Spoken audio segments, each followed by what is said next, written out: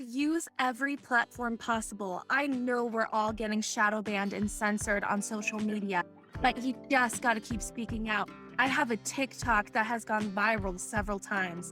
Now, I understand that TikTok has massive shadow ban. It was previously owned by a Chinese company and it was very controversial. But once that company sold TikTok, I went back on because I knew that there was a platform of millions of people that I could try to speak to.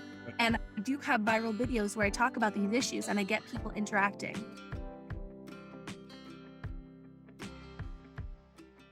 Hello and welcome to Along the Way Life's Journey. I'm your host, Carl Bucciolato.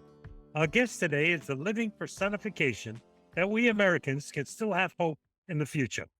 We still have young people in this country who will persevere for the sustenance of this great nation and all its tried and true values.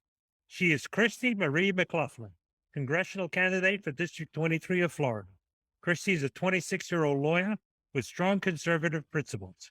She was a leader for free speech rights in college and currently has a lawsuit against the Department of Education and the Florida University system for discrimination and retaliation for being a conservative Trump supporter. She is a political writer, a frequent contributor to Newsmax, One American News, and Breitbart. Christy is the host and producer of T-Dilly, featuring constitutional warriors, my kind of people. She earned her BS in elementary education and teaching at Florida Gulf Coast University and her JD at Ave Maria School of Law. What could be wrong with Ave Maria? She is true shining star in the Florida political landscape. Welcome, congressional candidate Christy McLaughlin. Thank you, Carl, so much for having me on. So good to have you here. And I want to say that, I'm an old warrior myself, and I look forward to young people. I am always encouraged when I find young people who understand the values of this nation and are willing to go forth and do their part for it.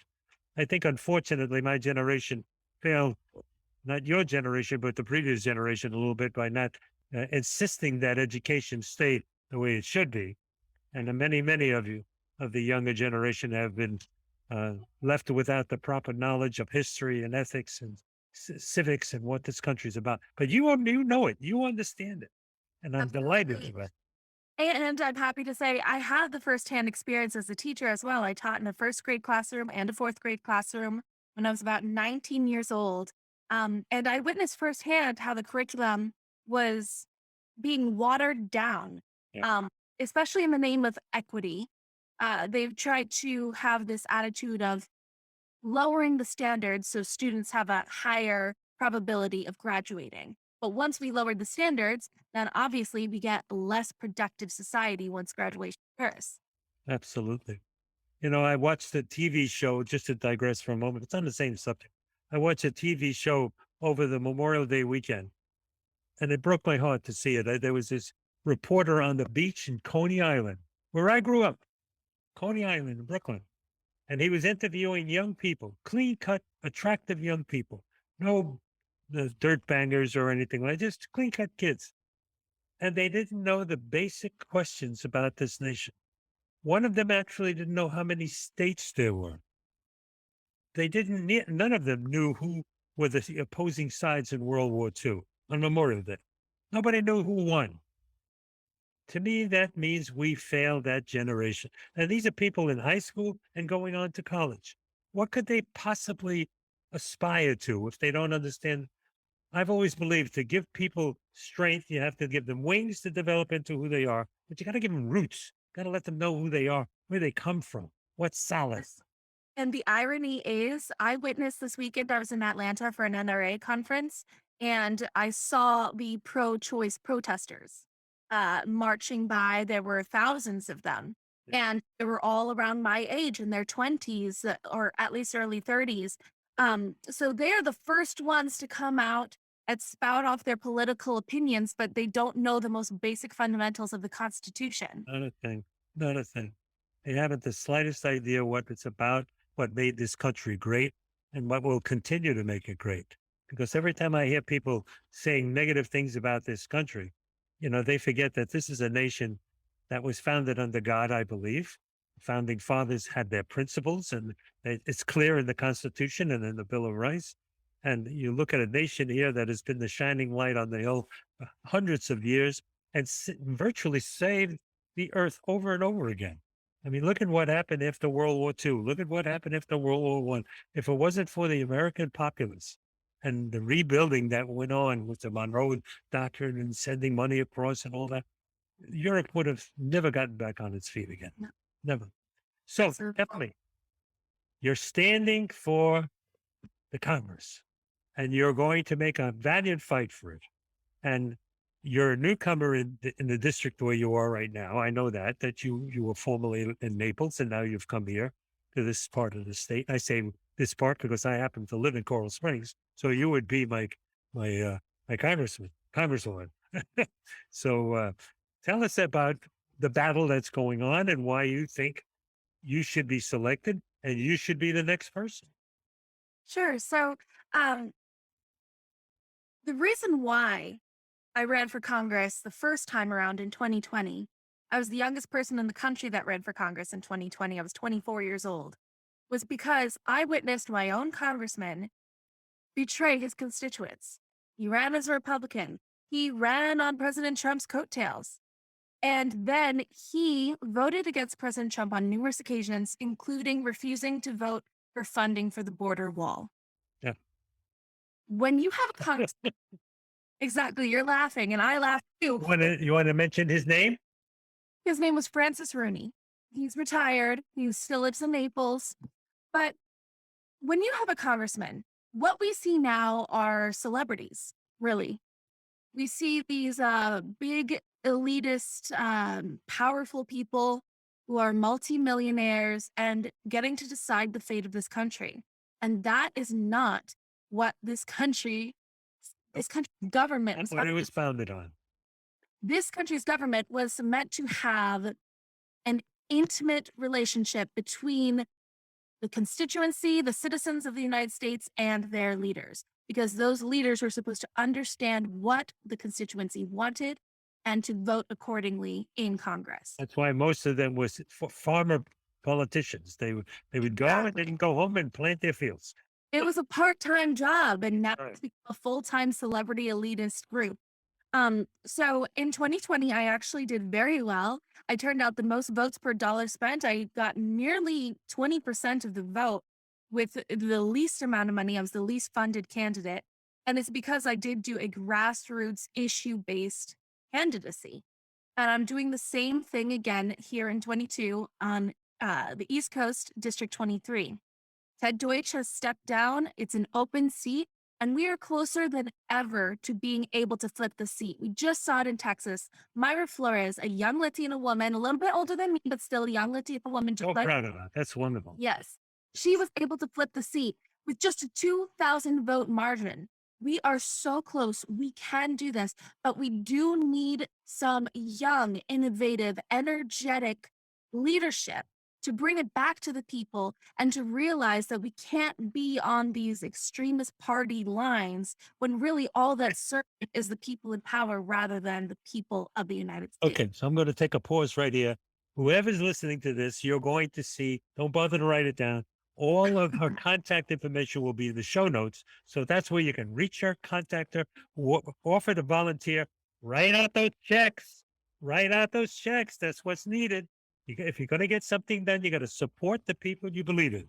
You can't do it by sitting on a couch and saying, oh, someone else will do it. Write out the check. Okay, you're on again. Go ahead. Thank you. Actually, just what you said, though, Myra Flores, she got a little bit more than 14,000 votes, and her opponent the Democrat opponent had a little bit more than 12,000. So with just a 2,000 margin, she had to spend about $1 million in her campaign, while her opponent only raised about 100,000. That's the state of this country right now. It takes so much money to win an election. Right. Now, my attitude is I'm a conservative. I believe in fiscal responsibility, and I don't want to raise $1 million to win this race. I want to win it on the issues, and I want to win it with grassroots, but I do need everyone's help. I do need, even if it's small dollar donations, anything helps to get that message out there and give out my palm cards, give them my ideas, my articles, every piece of legislation that I've written. And I've actually written several. They're ready to go for the first 30 days I'm in Congress. Including a balanced budget, legislation, um, mandating President Trump's tax cuts, the single subject rule, preventing pork barrel legislations. There's all sorts of things that I have Okay, written. that's a near and dear to my heart. I happen to believe that the federal government has grown much too large. Mhm. It's much too involved in everyone's business. I think there's a number of organizations that have grown to be giant employers that do nothing, like the FDA and Yep. the IRS. I would love to see what could happen in this country if we prune that down to a legitimate size. Now they're talking about hiring 180,000 people to govern and watch over the 1%. That's nonsense. You know what they're going to do with that? That's a new police force. You know, Mhm. how do you stand with that in terms of big government and getting it down into normal shape again, putting the rules back into the state as the Supreme Court just did? And I would actually love to send you something that I wrote. It's only 15 pages. I tried to keep it as concise as possible, That's all but right. I'm an old man. I got plenty of time to read. Send it. there you go. So I have a plan, and I'll post it on the website as well so everyone else can see it. I have a plan of downsizing, dismantling, defunding multiple departments, including the Department of Labor, the Department of Education, the Department of Commerce. These are over expansive federal branches, really. They are their own branches because they tentacled out Right. in controlling different sects. And they also uh, share duties when they should be their own concise cabinets. With that said, they're unconstitutional, especially the US Department of Education. Now, Absolutely. we have a piece of legislation out there already. I think it's called HR 899 that Rand Paul put out that simply says the Department of Education will be dismantled by December 31st of 2022, but that hasn't made it to the floor and it's unlikely to happen. So what is necessary is a plan, a coherent plan that is going to slowly downsize over the next 5 years until we can dismantle it altogether. And I wrote that out. I've got the plan and ways that you don't have to lay off a bunch of people right off the bat as well. Right. It can give people an opportunity to get employed and go elsewhere. So I assume that that means you're encouraging grassroots people to get involved with their local board of education, get involved on the local level, and make a change. And what we used to call in the military a pincer move from both sides, legislation and ground roots up, making the difference.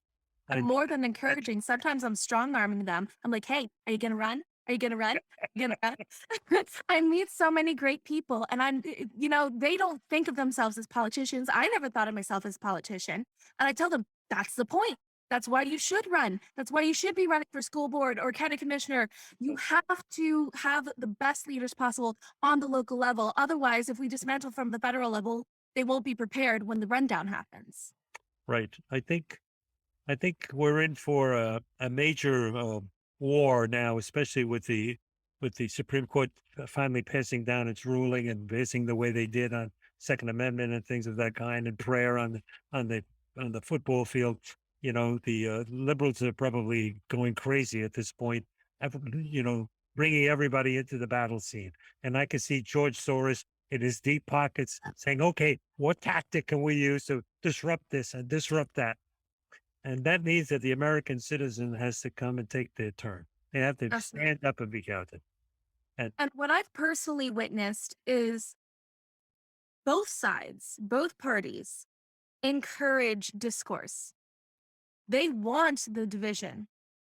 When I personally think, maybe this is an optimistic perspective, but I personally think that we could find middle ground.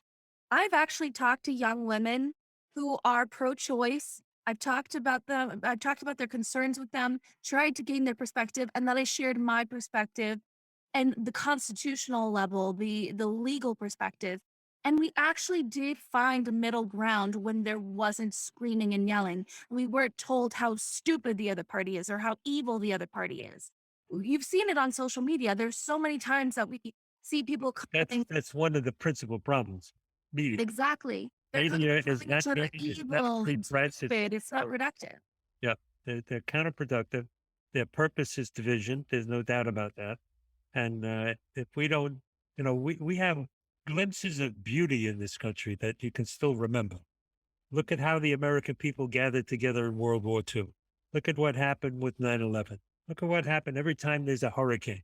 The American people forget color, race, political standpoint. They tighten their belt and they dig in and they help each other because that's what this country is based on, people helping each other. And when you have politicians that want 100 terms and they want their power solidified and they have the press working with them, that's just a matter of continuing division. The whole racial issue is something that was proposed upon us to divide the populace so that one political force can stay powerful and another one could argue against it. We don't have that kind of a racial problem in this country. You have a handful of people that are kooks, but that's true in any population. But we don't have a racial problem in this country. Right. If we did, But we always, never elected a black man president 2 times. Yeah. no. Uh, What always I tell people is the red flag when there isn't as much division as they think there is when you see the media like MSNBC, CNN, NBC, all repeating the same Right. lines Yeah. over and over. When it's the exact same narrative said in the exact same way, it's because it's messaging. That's And right. messaging, when they have a punchy headline, really works to get people stridently disagreeing with one another.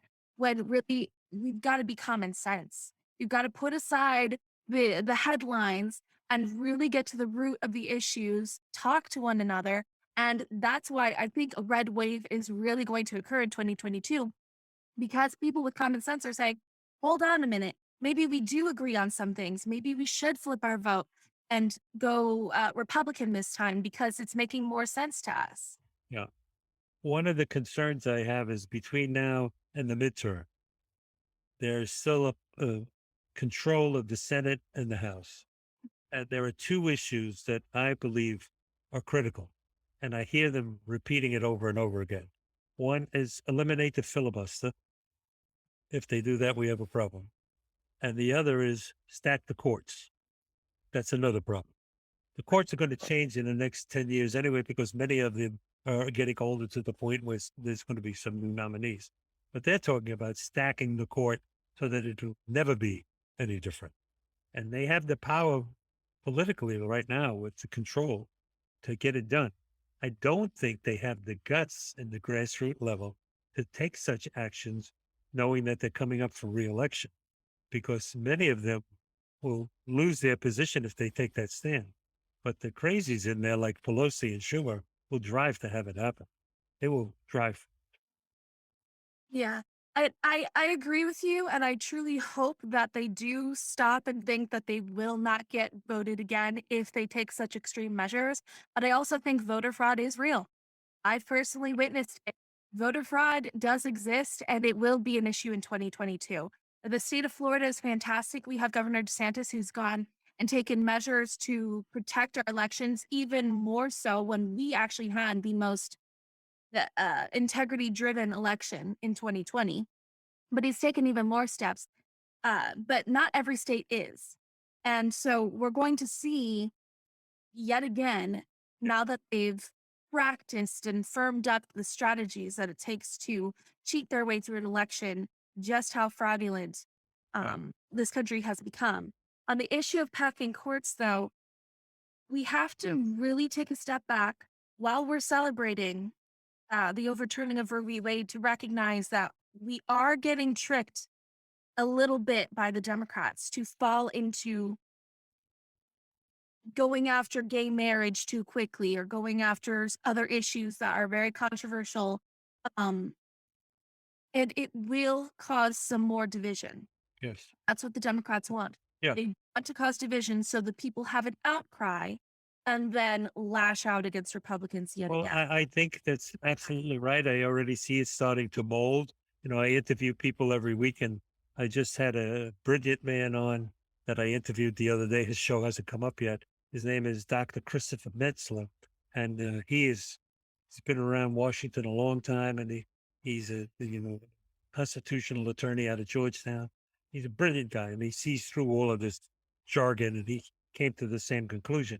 We should not be too easy in thinking it's going to be a shoo-in because they're Right. going to pull all these shots with gay marriage and everything else they can pull to divert from the attention. And I agree with that. But that's why people like you and people like me have to speak loud enough for other people to understand it, to get involved, write your congressman, write your House of Representatives, get involved, do things. Don't just sit there, write letters, meet with people in your grassroots level, talk to your friends and neighbors. Don't let it just go and think the next man's going to do it. It won't happen. And use every platform possible. I know we're all getting shadow banned and censored on social media, but you just got to keep speaking out. I have a TikTok that has gone viral several times. Now, I understand that TikTok has massive shadow ban. It was previously owned by a Chinese company and it was very controversial. But once that company sold TikTok, I went back on because I knew that there was a platform of millions of people that I could try to speak to. Right. And I do have viral videos where I talk about these issues and I get people interacting. Very important. Very important. So tell us a little bit. This show is conceived on the process that everybody's got a story to tell. I know you have your story to tell, and the stories are beyond who you are today as a young, thriving politician. It's how did you get this way? Who formed you? Who motivated you? Who inspired you? Could have been your family, could have been some politician that you saw somewhere that said, that that's something I aspire to. How did you get to I'm good. where you are today? I'll start with my mom and dad because I rarely get to mention them and they don't like taking the credit. But, when you're raised with a solid home with hardworking people, you do just witness the American dream live in person. And it does make you realize that this country is the greatest in the world and you have to protect its founding principles. But aside from that, my parents were always working when I was growing up. They had an office to run. My mom's a doctor. My dad was the manager and the tech inventor for her office. So they were always working. And the person that picked me up from school, the person that I spent, the late afternoons until my parents would pick me up was my great grandma Paki. And she escaped Cuba in 1961. Her husband was a political prisoner because he was not an outspoken Castro supporter. He actually died in Cuba. He never made it out. She had to escape Cuba by sewing a few American bills in the hems of their pants. That's all they could get out with. They hid a few American bills. They left a very comfortable home, lost everything, lost their property, lost their family to come to the United States to be free from a dictatorship under Fidel Castro. And they came into the United States in poverty. They pulled themselves up by their bootstraps. My mom was the firstborn American citizen, and they worked their way up so my mom could become a doctor, a lawyer, and an MBA. And that's to me, That's the American story. I love that's it. the American story. Love it. And I actually have a very funny story to tell about Pocky. So, for anyone that knows me or follows me on social media, Pocky was my best friend. She helped raise me growing up. And then when she got so old she couldn't walk anymore, she moved in with me. And I took care of her until she passed away this past February. But she actually met Trump. When he was a young man in New York, she was working as the head housekeeper at the Commodore Hotel. And she got to meet a young President Trump when he was, seeking to buy the building. And she always tells people he's been labeled as a racist, homophobic, misogynistic man. When the reality is, she said, I was a Latin woman who was still struggling with English, and he was perfectly nice to me. He was respectful and kind and generous. And that just goes to show when you have people not on their political platforms, just interacting with regular everyday Americans, you find people that will follow them and their leadership and support them, and then raise children like me to have the same mentalities and to support these conservative American values. I love it. I love it. I really do love it. And, I get so tired of people saying, you know, How could you be so heartless? We're a nation of immigrants. You don't want to allow people in the. I come from immigrants. We all come from immigrants. My I do. grandfather came here when he was 12 years old, alone on a boat from Sicily. I know what it is. Of course, I know what it is. But he came legally. Exactly. He aspired to become an American citizen. He learned English. He worked hard. He got his citizenship. He raised a family, paid his taxes. You know, he didn't come No sneakily. handouts, no No hand. welfare. Oh, no such thing in my family. It would have been considered a disgrace. And there were many That's that right. were really broke, really broke. No such thing as welfare for our people. If people needed it, okay. There's nothing wrong with people taking a hand up for a while you need it. A leg up, not a hand out, but a hand up. You know, I think that's what it's for.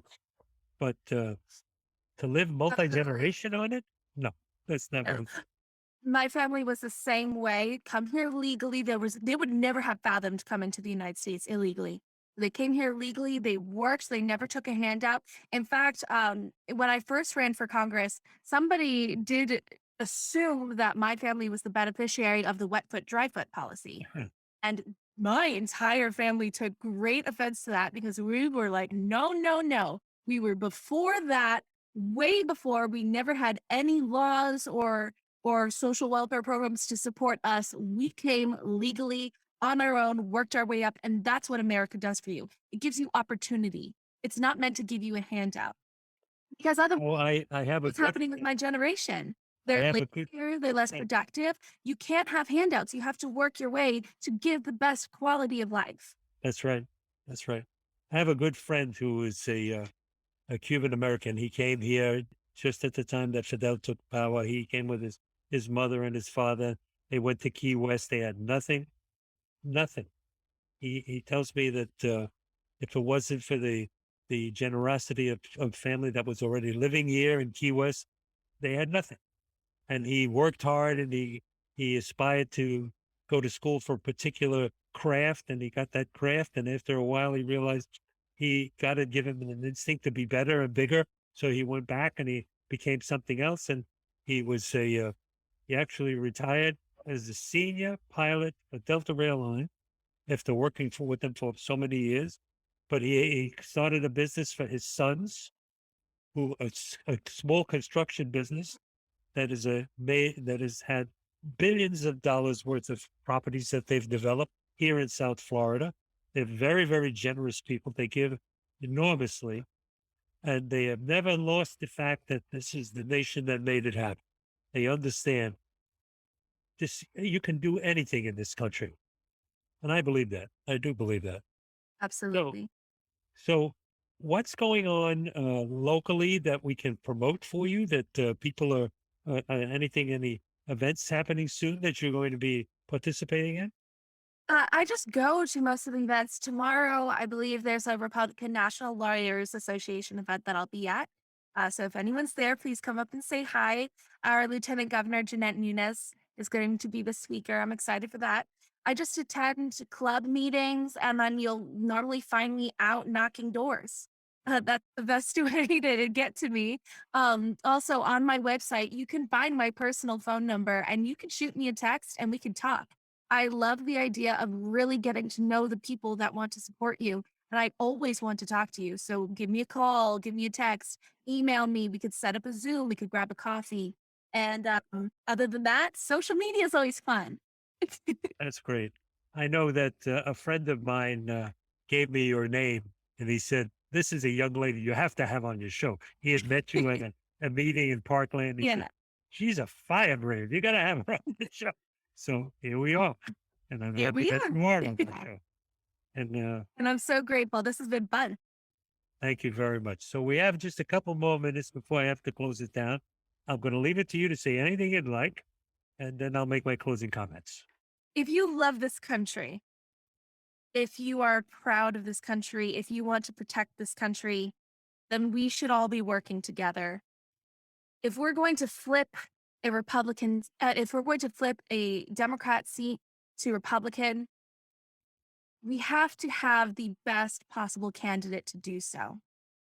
And in order to get the red wave that we need to flip a seat, to put the best conservative American values forward in leadership for Florida 23. What we most importantly need is to communicate with the other side, moderates, independents, and change their mind. And that takes common sense, that takes planning, and that takes somebody with experience. Um, Even though I'm the youngest person in the race, I have the most experience. I've worked on Capitol Hill for Congressman Mario Diaz-Balart. I helped President Trump. I was on his team in Nevada collecting evidence, especially whistleblower evidence of voter fraud in 2020. Uh, I spoke at the January 6th rallies. I was there representing the people, even though I was not your congressman. I was just there because I cared about the issues. I care about you. I care about this country. I care about the state of Florida. And on the federal level, we also need somebody who has a solid legislative plan. I'm proud to say I already have at least 5 pieces of legislation written, ready to go, first 30 days in Congress, including term limits. And I know that's a favorite for a lot of people. And I just want you to know that I serve you. And that's not just people in Florida 23. I serve you, Carl. I serve anyone who's watching. I know I'm kind of talking to an empty screen right now, but this is a federal level representation, which means my vote goes to every single American citizen. It's my representation for you, and that means communication. I always want you to know you can reach me anytime. Go to christyforcongress.com. You've got my phone number. You've got my email. Let's get together and let's work together to make this country great. Terrific. I can't add to that except to say, you heard it? Now do it. Don't sit around. Pick up the pen, write the check, pick up the phone, call and volunteer. Recognize that, listen, I believe in the political system of this country. And if we all get involved and do our share, we can't look back later and say the wrong person was elected. The only way we can say that is if we sit around and do nothing. You have to vote your conscience, and you have to vote your determination for the good of this country with your feet as well. You have to get out and do something. So I'm just an old horse. What do I know? I'm 80 years old. I know that what has to be, has to be. And God has given us this wonderful nation to protect it. Let's not let it be torn asunder by people who have different discriminating ideas that are looking to tear it down, because that's not what this country is about. So I remind you every day that we have a new show every Wednesday morning with new guests such as Christy. Tune in.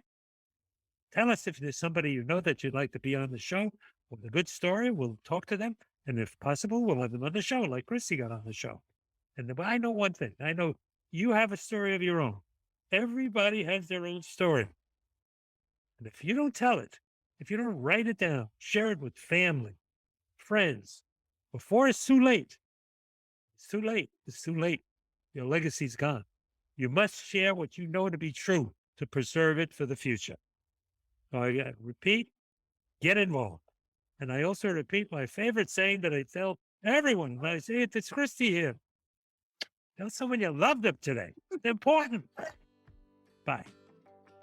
Great to have you on the show. Thank you, Carl. Thank you for tuning into the show.